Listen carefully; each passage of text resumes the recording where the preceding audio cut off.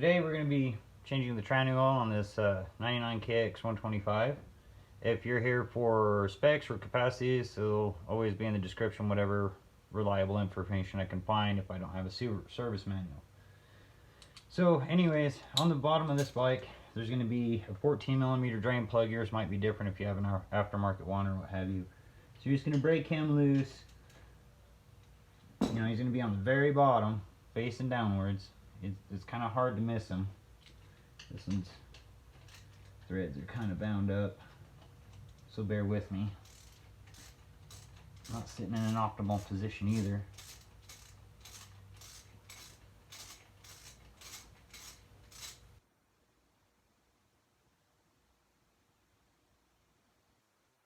Easier if you had a stand that's got like the little port, a hole in it, so it'll hold the bike upright. If not, you can kind of balance it against a wall, or you can do what I'm going to do and just hold the bike upright while it drains.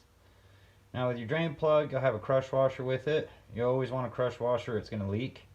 It just pretty much seals, and you don't have to replace it every time. In fact, I go probably a whole year on my machines without replacing them. But I have multiples, so I mean, if it leaks, it leaks. It's always good practice. Well, I mean, like, you should always drain into like a clear pan, or at least sit here and watch for heavy metal shavings or flakes or anything like that to see, you know, if there's anything going wrong bad on the transmission side of this two-stroke. Clean off your drain plug, make sure there's no dirty gritties on the crush washer to make sure it's going to seal, and you're just gonna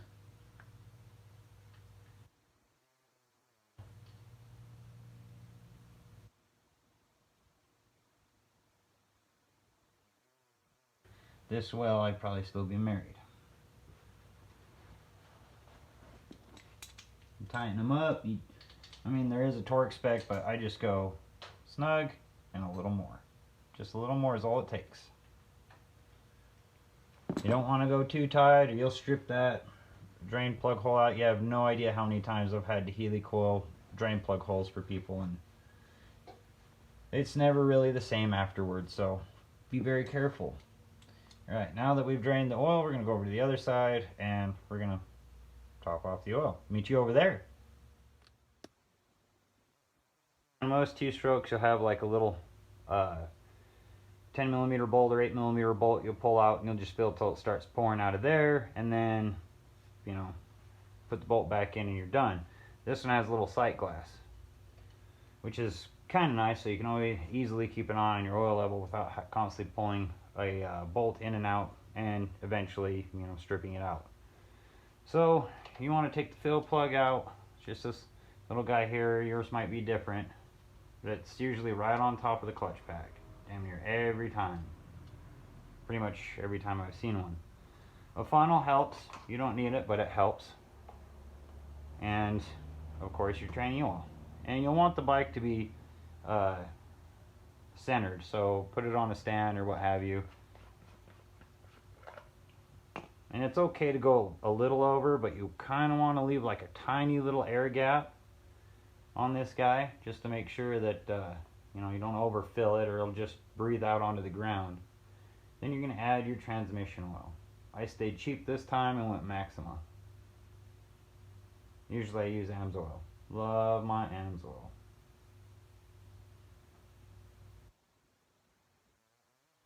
Started filling up. Wait for it to come back down. Went a little bit past the glass because it'll fill in the other side of the crankcase, and it's coming way back down quite a bit, so we're just gonna keep adding more. Whole liter. Leave that little air bubble. Still filling up the other side. Clutch pack might be soaking it up too, just a little bit. Leaking's bad. Yes, sir.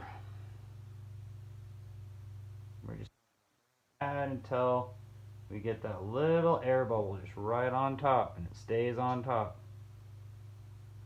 This keeps draining down, so of course it's filling up galleys, bearings, you know, other nooks and crannies of the crankcases. it's not dropping very far, so we're probably just going to be adding a little bit more.